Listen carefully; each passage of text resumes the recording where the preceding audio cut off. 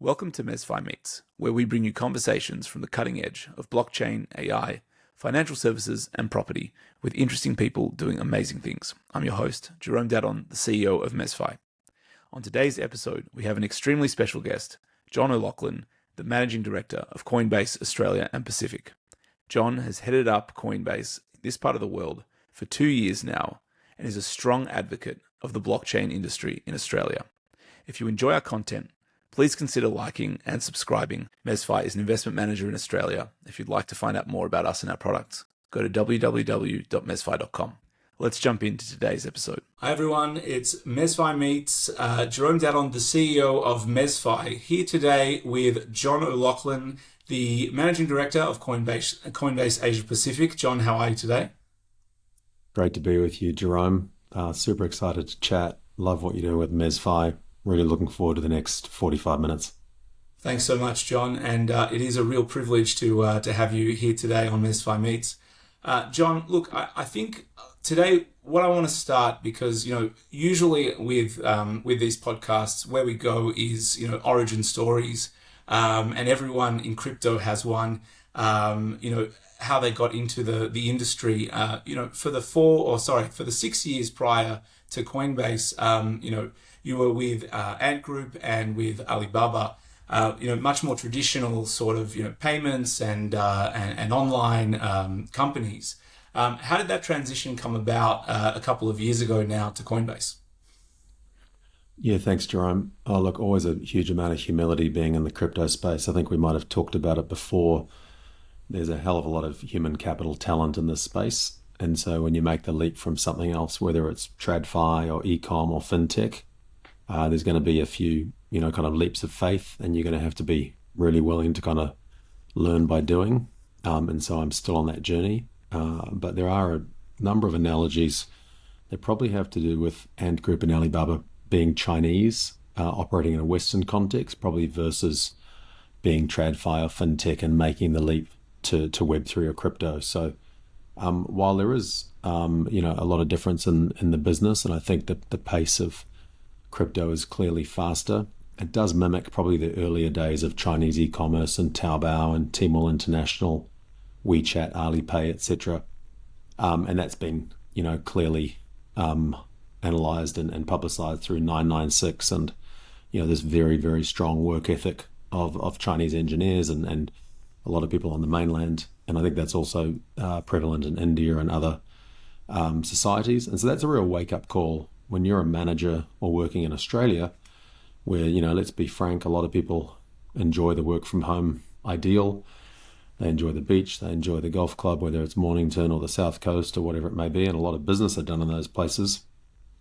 You need to understand that a lot of your colleagues are really working in a 24-hour environment, and they're also providing product engineering design services for you on the BD commercial side of the business. So if you can't build trust with those colleagues and really kind of win them over by showing them value in what you do, oftentimes there's a real kind of disconnect between the trust inside these organizations. And I don't think crypto is necessarily immune to that. Coinbase is initially a remote first environment. It has been since day one. Yeah. That's something that attracted me to the organization. But we also like getting together. We have a lot of offsites. We have a lot of regional offsites. We have a lot of meetups. We have a lot of social events, because you really can't replicate that in real life exposure and trust building. And, that was also evident back in the Alibaba days. I remember Jack Ma talking to a group of leadership directly in Hangzhou. A lot of people had flown in from all over the world, and they were on their third round of internationalization, kind of going global. And he just kept pushing home the point, you need to understand what the teams in Hangzhou do. And the Hangzhou teams need to understand culturally why they do things like this in London or in Rome or in New York or in Auckland or in Sydney. And a lot of times, that trust is really forged in the kind of anvil of experience. And so you really got to be breaking bread and also showing these teams in these kind of home HQ engineering centers that you work just as hard, you're just as invested in the project, you want to win as much as they do. And so I think from my time at Alibaba, And Ant Group was really about showing the teams in Hangzhou, hey, look, we understand how the consumer in Australia is different, the Chinese tourist is different, the Chinese student's different. This is why Alipay needs to be a bit different from how it's rolled out in Hangzhou. Or these are why the features need to be different. We're competing with Western Union and with Revolut and with all these other players, maybe not the same players they're competing with in China. In terms of the leap to crypto per se, not an entirely clear-cut kind of proxy or analogy, but it is important for the PED and the non-PED teams to be really twinned at the hip on these campaign launches, because historically Coinbase has a very strong base in North America, 100 million plus users, and we're really growing the international business and hitting our stride now doing that. And so we need to launch products for global. Brian Armstrong has been quite clear in his communication in podcasts and internally and externally about, this is really the international journey now for Coinbase. And so launching products for international is very different to launching products for North America, where a generic product launch will cover you from most of the southern states right up to probably north of the border into Canada in many ways. Yeah. We see Canada doing very well at Coinbase because they can really ride on the coattails of the US product. But when you're launching something in Brazil, we have very different learning and rewards programs in Brazil because of the wealth of most people in that country. It's a lower ARPU, but they really like that product. Aussies are a little bit less interested in learn and rewards. They're kind of more into sports betting and wagering. And there'll be different appetites for that again in Singapore, where it's a very high ARPU market. So I think, really being able to show the teams who have been developing these campaigns, building these products for the better part of a decade, this is why they need to be different for international. That's a part of the journey we're on. And we've talked about that with MezFi. We've talked about it with other partners in the rewards space in Australia, and kind of fractionalized rewards and shop back type products, et cetera, et cetera. And so I think, we're really away to the races and super excited about bringing some marketing collateral and a lot more kind of go-to-market oomph into Australia in particular, which is my day job. I oversee APAC, but I'm really passionate about the Australian market. Well, that's, it's a good segue, because what I wanted to ask you specifically was, Australia is obviously a different market than all others, as you very rightly pointed out. There's different particularities for America, for Australia, for Singapore. What do you see as the potential for crypto in the Australia region, the APAC region in general? And, do you think there's any advantages or maybe disadvantages potentially, and strengths or weaknesses in relation to Australian and Pacific uptake of crypto in general for Coinbase and in general? Yeah, look, I think APAC's the home of crypto. Whether you go back to kind of the original kind of Satoshi narrative, you look at the bulk of engineers in the space, they're Chinese or Indian. You look at the really big high volume exchanges, they're all Chinese or Chinese owned or Chinese influenced. They're effectively tech platforms more than TradFi platforms, and very similar. The UX is a very kind of Asian UX, Sure. and quite a long way away from the Krakens or the CTCs or the Coinbases of the world. So I think there's enormous potential in Asia, and as relates to the Coinbase company mission, if we want to bring 1 billion people on chain, we're going to do that through populations in Asia and broader APAC a lot faster than we are through the EU or the Middle East or Russia, where we can't operate, or China, where we've got some challenges operating, or North America, which is a very mature market. So yeah. My first point would be this is the home of crypto. You see that in the broader adoption numbers from any of the indexes or research houses. I think 7 of the top 11 highest crypto adopters are in these geographies, Korea, Vietnam, Philippines, Indonesia, very high numbers.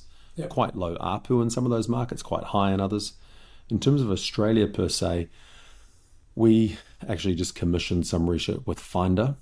Okay. It's the only proprietary research we believe in the space for a couple of years. You see data points from the ATO and Treasury and SwiftX and others from probably before the crypto winter. And so we see pretty healthy adoption in Australia, amongst the highest in the Western world. But the first kind of dash has been done. and that's kind of the more traditional part of the market, the sports betting kind of wagering part of the market. It's got some negative connotations to it, kind of crypto bros and tradies. For sure. And I think most of that market has been penetrated, and others have spent a lot of money on marketing, getting that audience. We see some other really big buckets that are super attractive to us. One of those is what we call Henrys, high earners, not rich yet. And you might have seen that if you kind of sit in marketing forums and other groups. And those are people who probably don't have too much leverage. They don't have too much debt. They're really looking to educate themselves through, traditional platforms like Self-Wealth and Stake, the low-cost trading apps, etc. Yeah. And there's so much material available to them. They're not going to have a wealth advisor. They're not going to be talking to an accountant about this. They're probably a couple or a young family, both with university degrees, tertiary degrees, pretty smart, oftentimes first or second generation kind of immigrants, and are really taking quite a proactive approach to managing their finances. So we're really excited about that demographic. The other, kind of enormous pool of capital is clearly the self-managed super funds. Absolutely. And so we're looking at a product for that space. There's lots of products in the tokenized real world asset world that's trying to look at that as kind of an on-ramp into ETFs. We've worked with local ETFs recently. We've clearly worked with a lot of the US ETFs, both Bitcoin and Ethereum recently, that self-managed super funds are probably investing into. That might cannibalize the market a lot, but it's such a multi-trillion-dollar market for self-managed super funds that we're looking for a product to launch out of the US and in Australia that attends to that exact demographic. So you onboard in a retail sense, but you can enter the Jerome Dad-On Family Trust or the Jerome Dad-On nominees or what have you in the normal onboarding flow. Yeah. And then you can upload according to your wealth provider or your platform and have an API that works closely with, Coinly or Crypto Tax Calculator, etc. So those are two, very big opportunities for us. And clearly there's all the exciting dynamic stuff that's happening in Web3 and other areas. But those are two areas in particular that we're focusing on with Coinbase Australia. We have a new marketing manager, Liam Thompson. Yeah. We recently hired David Menz from Australian Treasury. He's up in with our Singapore team looking at policy in APAC, but he's, really got his fingers on the pulse in terms of the local crypto market and what traders want in Australia. And then we also have some, more kind of retail advanced trading platforms and internationally, kind of domiciled platforms. For example, INTX, which is based out of Bermuda, and that's for perpetuals and more exotic products, and that's a more traditional kind of accredited investor onboarding flow. So we are really getting into that world that was initially very, very popular with FTX customers, but is really driven by the Binances and Bybits, etc. of the world. Yeah, totally. So speaking of FTX, they who shall not be named at this point, how is Coinbase navigating the post-FTX era?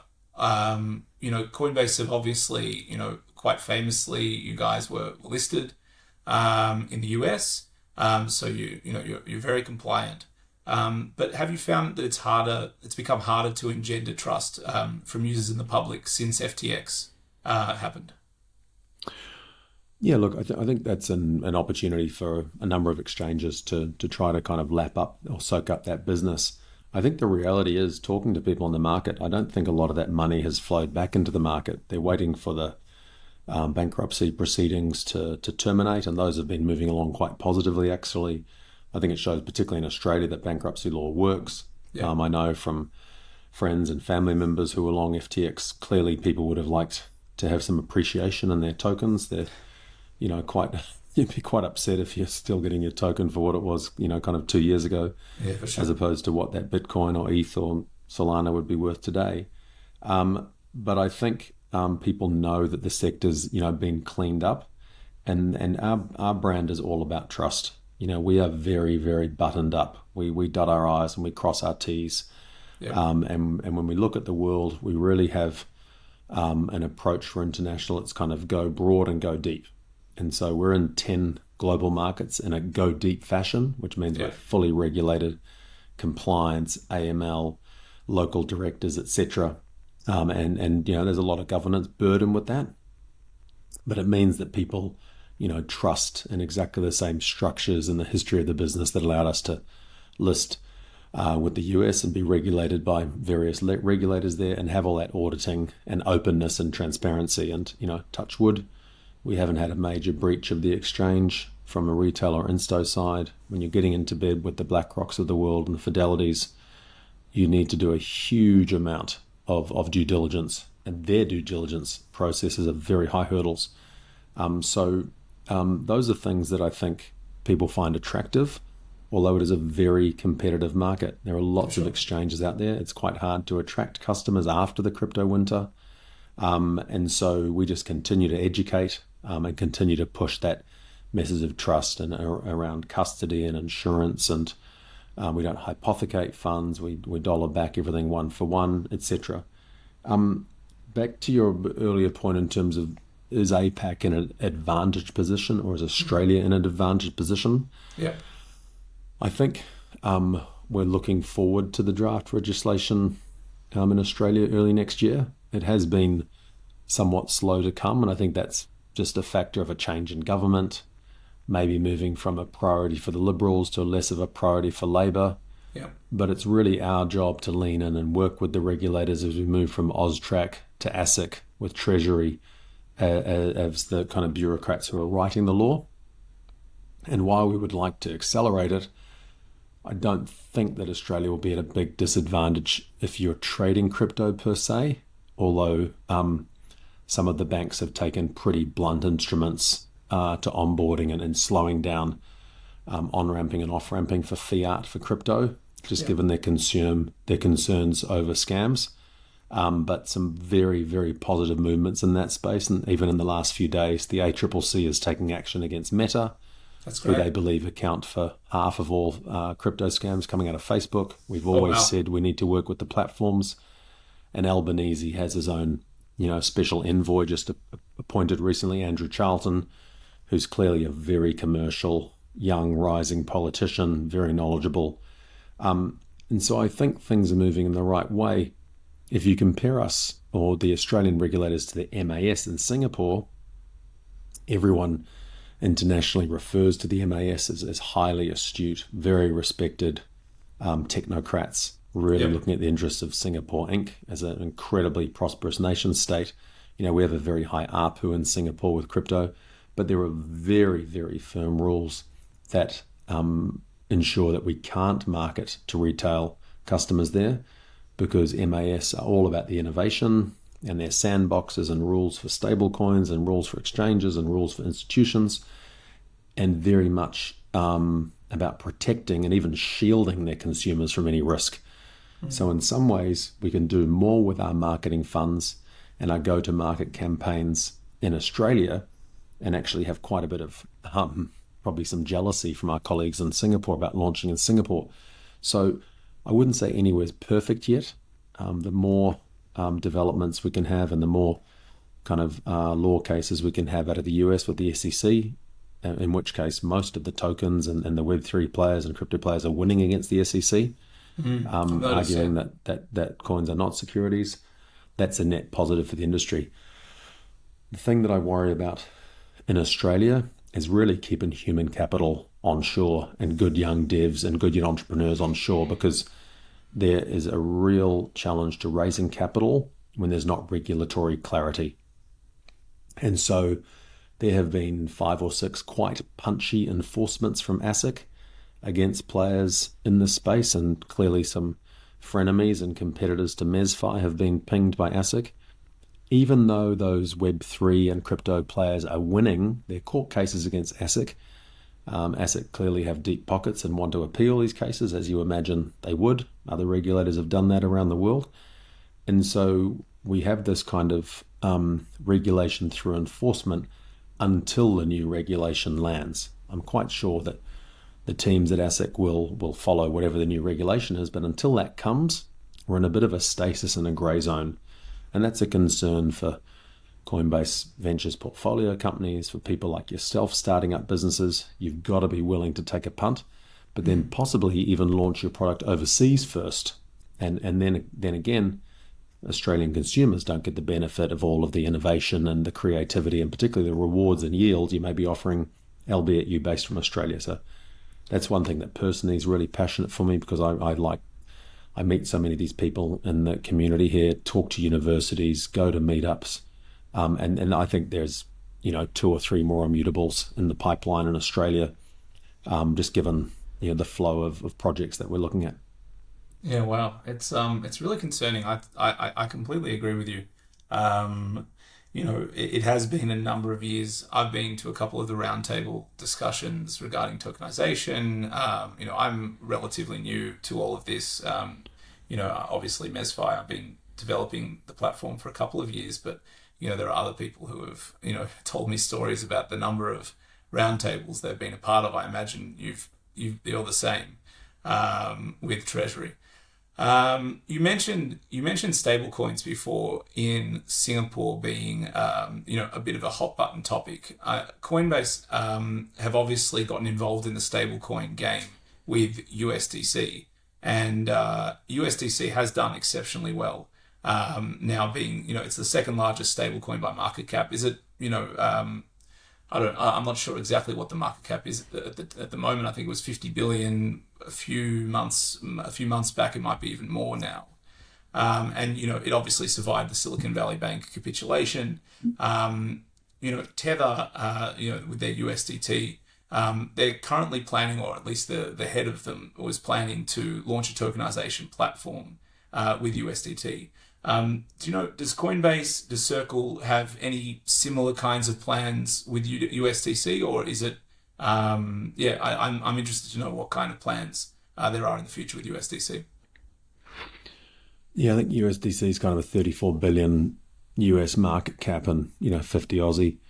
USDC certainly hasn't disappeared. I think there were some probably observations when Binance was at the peak of some of the regulatory headwinds it was facing around Tether, but it's still very much alive. We see a lot more activity there.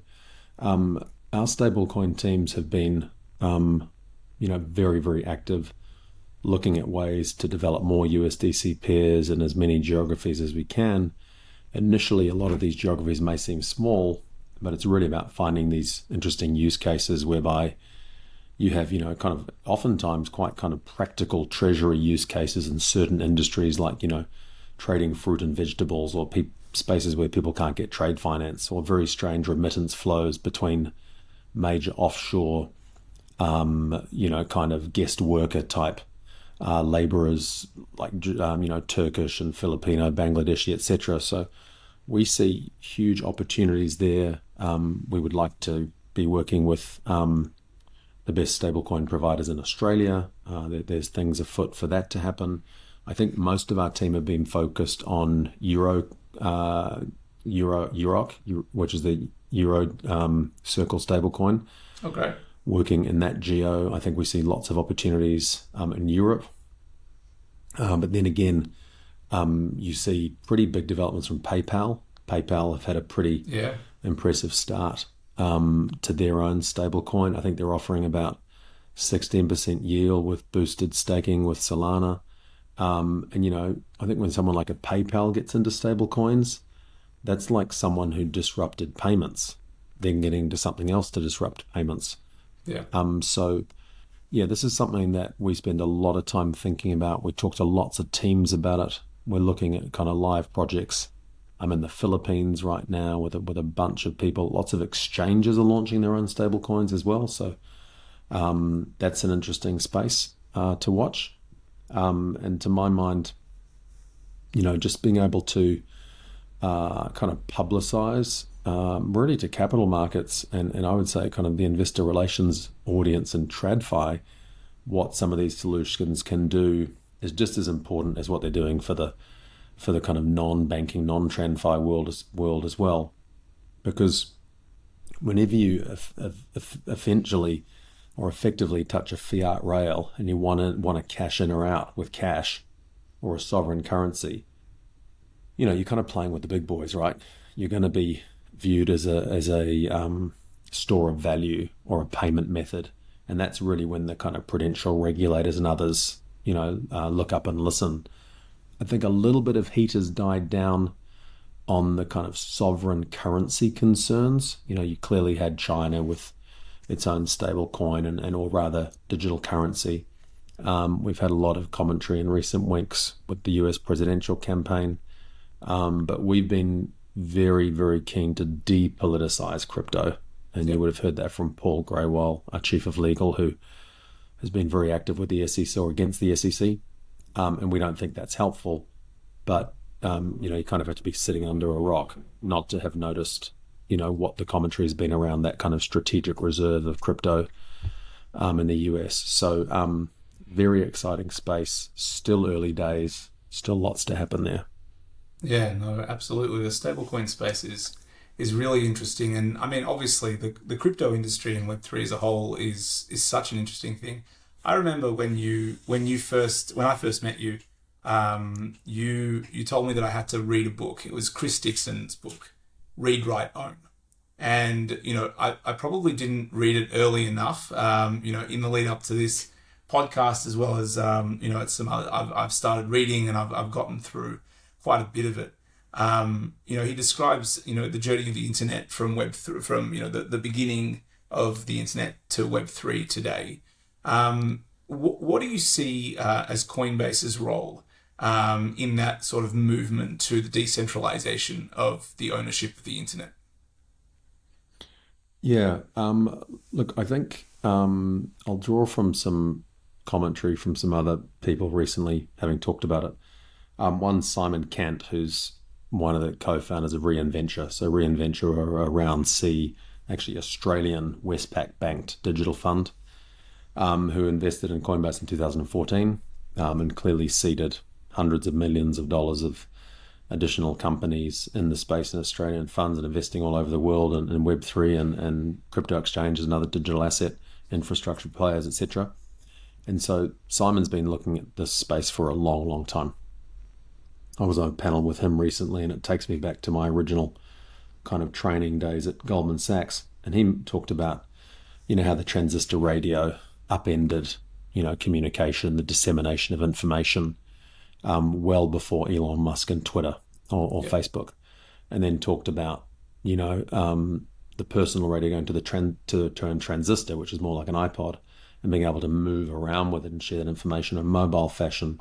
And then television, and then how that changed. And then we moved into fixed line and the monopolies of the Bell telephone companies, etc., and then into mobile. And so in 1999, when I joined Goldman, I happened to stumble upon a guy who was the banker for the Microsoft IPO.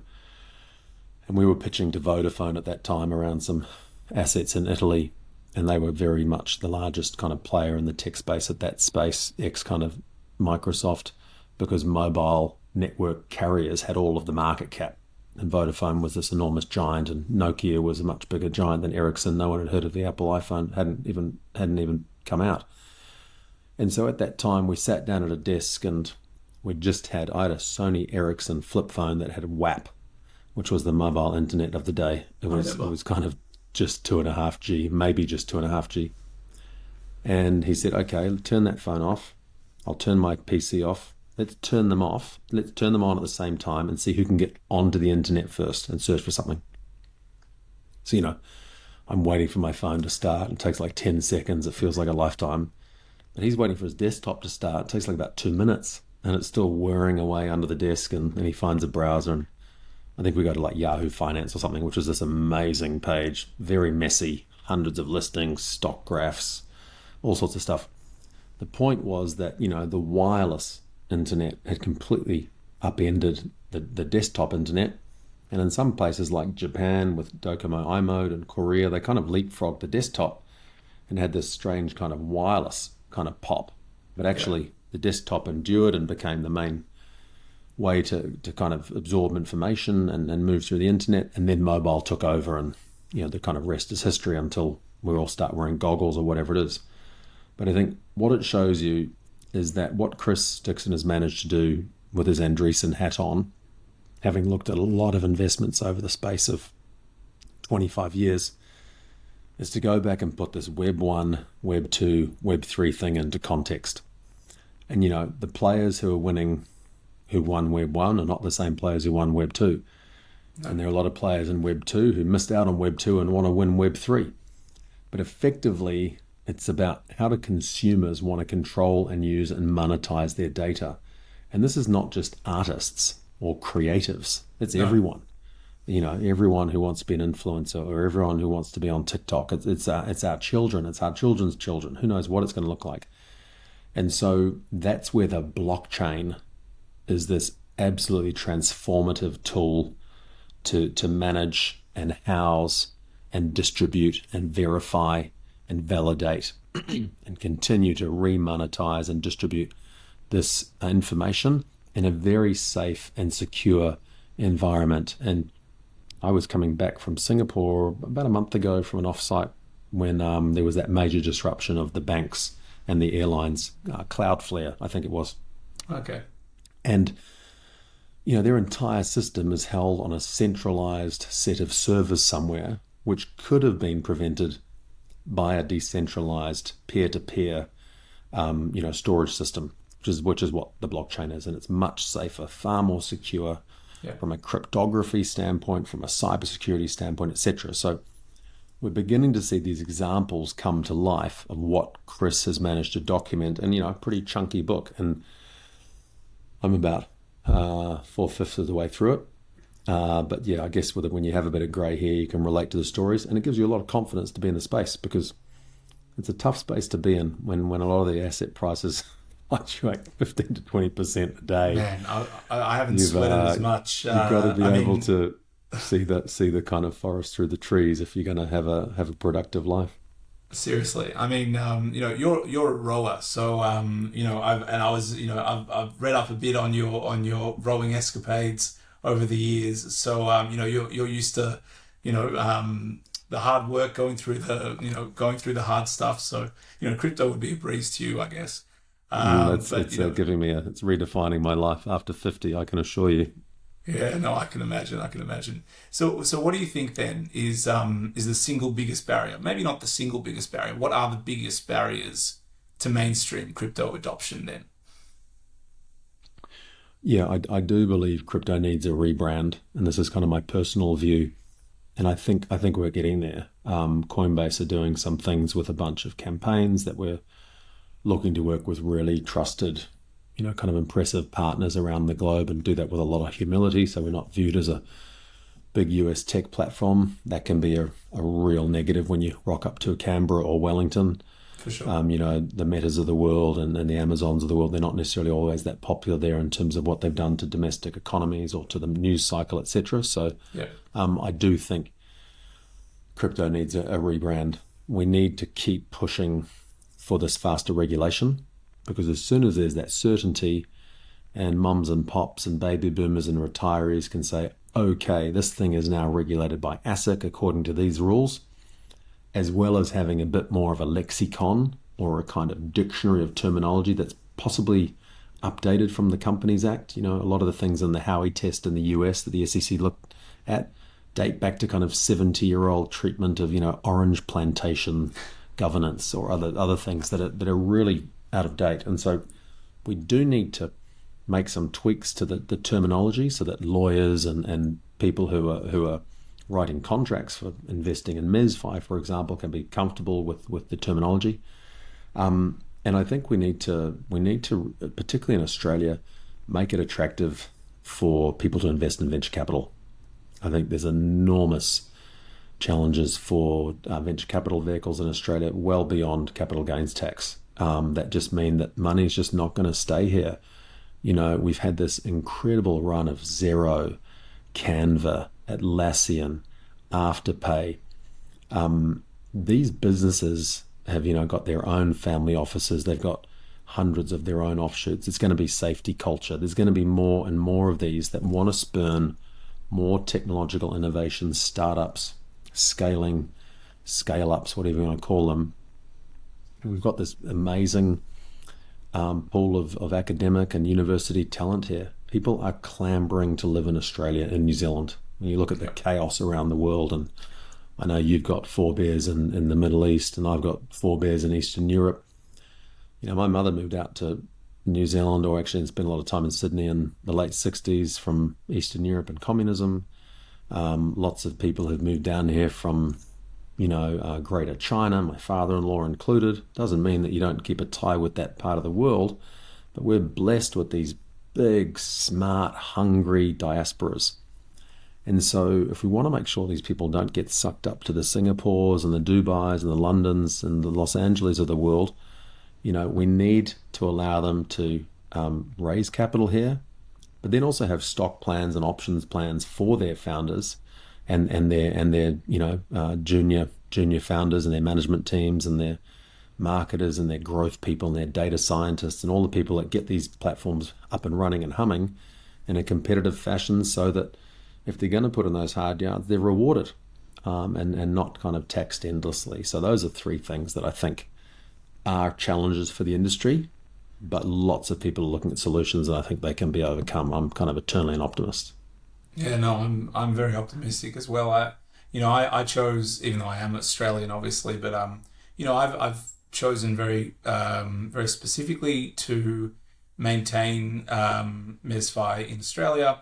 Obviously, my plans are to look elsewhere as well, but I think it's really important to stay to push through whatever it is that you need to here, because I think, as you said, like Canva, Xero, Afterpay, there is a culture, I think, of developing these really innovative businesses, and I think it would be a shame for them not to remain here and be pushed out of Australia as well. Blockchain has done amazingly well. Crypto has reached these absolute heights so far, but I think there's so much more to go. What do you think, from your perspective, blockchain technology would have to achieve for it to be considered a real success and deliver on its potential, from your perspective? Yeah, I think you've got a few kind of interesting, how shall we say them, kind of teething problems. There's kind of the training wheels are on blockchain. So there's a lot being done in, for example, TradFi and banks, right? They've clearly got their own big platforms, and, real world tokenization of real world assets is a thing. Like, that's happening whether or not on its own. The question I have there is, are these banks going to kind of keep that for themselves, or are they going to open up and have a series of exchanges that they can monetize and really kind of democratize it and open it up? Or are they going to kind of keep it all in these gated pools of tokenized activity? And I think, my brother-in-law's in that space, working pretty hard in that space. Yeah. And I think there's lots of use cases, but in that first instance around tokenization, a lot of them have been around kind of fashionable fractionalized assets, whether it's pubs or sustainable forests that a bunch of, under 30, kind of people who really care about the environment own, or these funny little pet projects of divvying up, like, some Pepe meme or something, So, but then in the TradFi world, some of it's very clear and it just replicating, traditional, equities exchanges. And so, there's some, clearinghouse companies in Australia trying to do that in the pre-market IPO kind of private placement space for investors. And those are, very, very transparent, very efficient marketplaces that if they do run their course, then, you better look out if you're the CBE or if you're the ASX, like you won't have a future. And their technology has just leapfrogged the very, very dangerously kind of antiquated and complicated tech stacks of some of these big exchanges or TradFi exchanges. Wow. A second point, I think, would be for kind of central federal governments to take some big leaps. And, I think Ed Husic and others in government have been looking at some big programs. Clearly, there's the National ID program here, MyGov. They're looking to kind of take MyGov to the next level. Service New South Wales is a terribly impressive app. And I know that because I register boats and cars and firearms and all sorts of things on it. They even had a big digital currency effectively during COVID. So I think if some of those organizations could kind of make that leap to the blockchain so that it's not seen as something specifically for people in the technology space, you don't have to be a engineering PhD or have coded from day dot. It should be more akin to like Roblox or something that your kids are doing, right? So and it is pretty straightforward. The other thing as well is this whole notion of gas fees and how much does it actually cost to put something on chain. I think the gas fees are not an issue if you're putting something of like significant value on chain, like a multi-million-dollar contract. But if you're just kind of playing around in the Web3 wallet space with NFTs and memes and games and popular culture, then people don't want their gas fees to be high. And so I think we need to kind of work out where that's going. And in some learn and earn economies where people are doing this as a day job, it's kind of a side hustle to be, activating games and making tokens come to life and avatars and other things, then that audience is taking a whole nother view of how to use the blockchain. So look, it's early days, but we've been in this phase in Web 1, in the earliest, browser wars. When you look at every, kind of business that launched, online, whether it was Web 1 or Web 2, and it's happening again in Web 3, it's to kind of fill a hole and get a product to an audience that didn't have it before. And that's what kind of platforms are all about. Oftentimes that product is not necessarily better than what was available to people who had access to it, but it then has to improve. And then there's a whole lot of consolidation in the market and you get a kind of better product later on. Yeah, interesting. I've got 2 points. We'll have to wrap up. I've got one last question for you, but I've got a couple of points from that very interesting sort of meandering commentary that you just had. The first was in relation to having to make things be almost like native, so like Roblox or whatever. Are you aware that in California the DMV have put all of the license registration certificates on chain? So something like 42 million. It came through on a news feed, but yeah, again, like that doesn't make the mainstream public news, right? And that itself is a problem because we're in a bit of this echo chamber where we read all the crypto news. We do. But it's up to organizations like kind of Coinbase and the Tech Council and other groups to make sure people in Australia know that, because that's a great validation for what MINS and the New South Wales government should be doing for their ambitions for advancing absolutely technology. And then the other 100%, point, and the other point was that if you're worried about gas fees, you should use Base because obviously gas fees are basically negligent on Base. That was just a point. Nice plug. I thought I should say. Thank you. No worries. And then, okay, so my final question for you today, and thank you so much for coming on today. I really, really enjoyed your insights into your career, obviously that transition.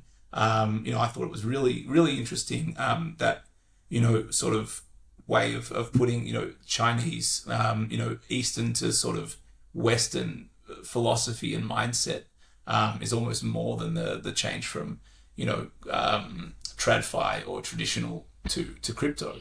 My last question is related to career paths, I guess. So what are 3 tips that you could give anyone that's listening today who's in a traditional normal job that wants to make a leap into the crypto world? What are 3 tips or 3 pieces of advice you could give them? Yeah, I think you've got to. I mean, the first one is kind of learn by doing, right? You just got to go and set up a wallet. You got to download an app or an exchange app, and there's lots of ways you can do that. You can do that through Australian apps or through Coinbase or through overseas exchanges, and just kind of go through that onboarding process and set up your kind of spot trading app. Then you got to download and set up a wallet, And so that will then allow you to be operating in that kind of more decentralized space of DeFi, and then play around between the wallet and the exchange and see what you can do in terms of funding things through Ethereum. And just on that whole process, you'll kind of begin to explore and understand how the space operates.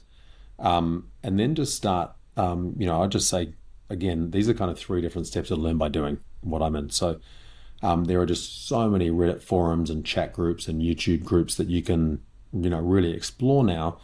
And I think, when you kind of audit this stuff, I think if you're spending a lot of time in other forums or you've been in that space already, you get a pretty good kind of BS radar. And you can tell by the number of views or the comments, is this person a complete shyster, or is this person, a legitimate person who's earned their stripes? And so I think, those are kind of things you can just do on your own in your spare time. And you don't even need to be trading crypto. I mean, I've got a very conservative kind of approach to crypto based around, a handful of the largest kind of tokens. That's all off to one side, but I'm in an office every day with people who are very much in the DeFi space. And every time I don't understand something, I just ask. And I do my own research. I'm not asking, uninformed questions. But I just think that there's so much information available to you. You don't even really need to go to kind of the gimmicks. There are a couple of tomes. There are 3 or 4 kind of major tomes that you should be kind of powering through as a base knowledge.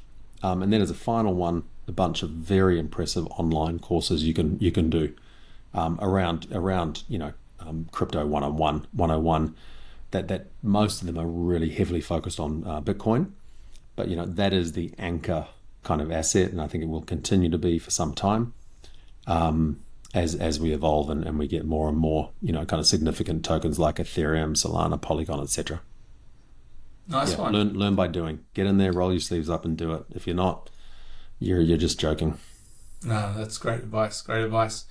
So, John, thank you so much again for taking the time to come on MezFi Meets today. I've really enjoyed the discussion. Thank you so much again. And I'm really excited about Base, about Coinbase, and everything that you guys are doing. I just thank you so much again for the wonderful conversation. Thanks, Jerome. Thanks to MezFi. All right, cheers. Thanks for watching. If you want to find out more about MezFi, go to www.mezfi.com. Follow us on X, YouTube, LinkedIn, Instagram, and Facebook. You can see our shorts there, and look forward to the next conversation, and see you then.